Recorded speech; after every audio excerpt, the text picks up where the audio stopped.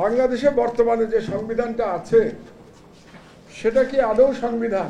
এখন আমি মনে করি বাংলাদেশে এখন যেটা আছে এটা সংবিধান নামে একটা শেখ হাসিনার একটা গার্বেজ।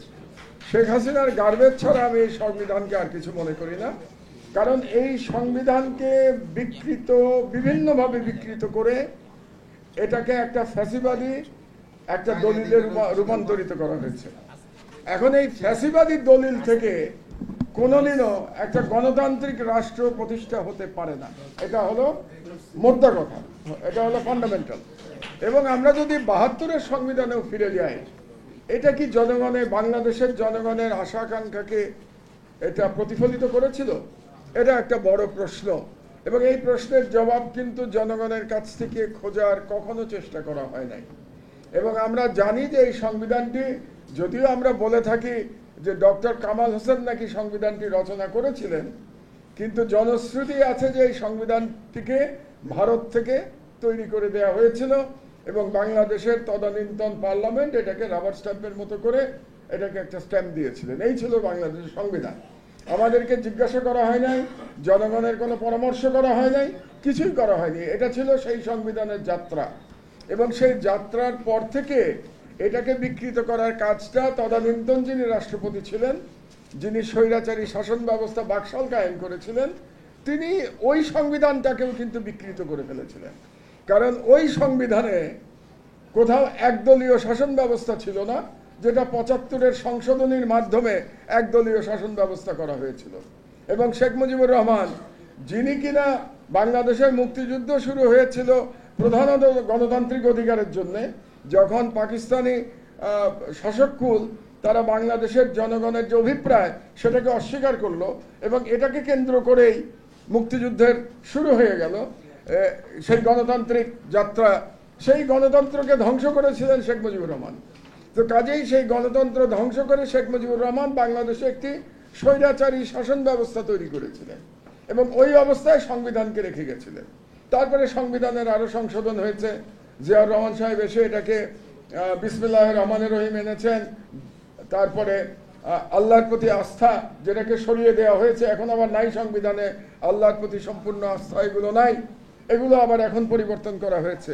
কিন্তু কোনো অবস্থাতেই জনগণের কোনো মতামত নেওয়া হয়নি, জনগণের কোনো রেফারেন্ডাম নেওয়া হয় নাই এই সংবিধানের ব্যাপারে। তো যে দলিলে জনগণের কোনো মতামত নেওয়া হয় নাই, জনগণের কোনো রেফারেন্ডাম পর্যন্ত নেওয়া হয়নি, এবং বর্তমান সংবিধান এমনভাবে করা হয়েছে যে এই সংবিধান সংশোধন করতে রেফারেন্ডামের যে একটা অংশ ছিল সেটাকে পর্যন্ত বাদ দেওয়া হয়েছে। অর্থাৎ এখন যে গার্বেজটি আছে সংবিধানের নামে, সেখানে জনগণের কোনো অধিকারই সেখানে নাই। তো কাজেই আমি মনে করি এই সংবিধানের মাধ্যমে, এই সংবিধানকে রেখে কোনো গণতান্ত্রিক রাষ্ট্র নির্মাণ সম্ভব না। এটা আমার ব্যক্তিগত মতামত।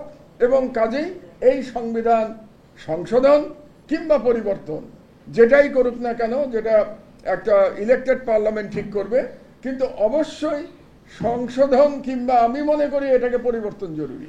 এখন পরিবর্তন করতে গেলে সেকেন্ড রিপাবলিকের প্রশ্ন আসবে, যেটা আজকের আলোচ্য বিষয়বস্তু। আমি মনে করছি যে আমার পূর্ববর্তী বক্তারা সেকেন্ড রিপাবলিক সম্পর্কে বলে গেছেন, কাজে সেই সম্পর্কে আমি আর যাচ্ছি না। সুতরাং মোদ্দা কথা হচ্ছে, আমাদের সম্মিলিতভাবে সমাজ থেকে আওয়াজ তুলতে হবে যে এই সংবিধান দিয়ে একটি গণতান্ত্রিক এবং নাগরিকের পক্ষে যায় এমন কোনো রাষ্ট্র বিনির্মাণ সম্ভব নয়। কাজেই আমাদের রাষ্ট্র নির্মাণের জন্য নতুন সংবিধান অবশ্যই রচনা করতে হবে। তবে সেই দায়িত্বটা অবশ্যই নিতে হবে আগামী ইলেক্টেড যে পার্লামেন্ট হবে, কনস্টিটিউয়েন্ট অ্যাসেম্বলি যেটা হবে তার, এবং বর্তমান সরকারের দায়িত্ব হবে এটার একটা সংস্কারের রূপরেখা তৈরি করে আগামী পার্লামেন্টের বিবেচনার জন্য এটা রেখে যাওয়া। কারণ এই সরকার তো আর এটা চেঞ্জ করতে পারবে না, সেই ম্যান্ডেট তাদের নাই। কিন্তু সংস্কারের যে কাজটা তারা করছে, এটাকে আমি ধন্যবাদ জানাই। কারণ তারা একটা ডকুমেন্ট, তো একটা দলিল তারা তৈরি করে রেখে যাবে, যে দলিলকে কেন্দ্র করে আগামী যে কনস্টিটিউয়েন্ট অ্যাসেম্বলি হবে তাদের পক্ষে কাজ করাটা সহজ হবে। এই জন্য আমি মনে করি প্রত্যেকটা রাজনৈতিক দলের উচিত যে দলিলটা এই সরকার তৈরি করতে যাচ্ছে সেই দলিল প্রণয়নে সহযোগিতা করা। এর মানে এই না যে এই দলিলটাকে আমরা অ্যাকসেপ্ট করে নেব বিনা প্রতিবাদে। এই দলিল সম্পর্কে আমরা আলোচনা করব, বিচার বিশ্লেষণ করব এবং তারপরে জনগণ এটাকে অ্যাকসেপ্ট করবে।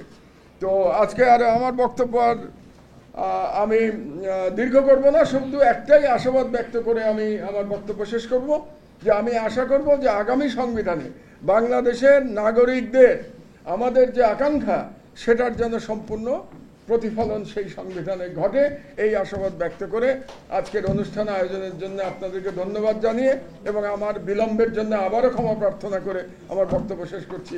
আল্লাহ হাফেজ। বাংলাদেশ জিন্দাবাদ।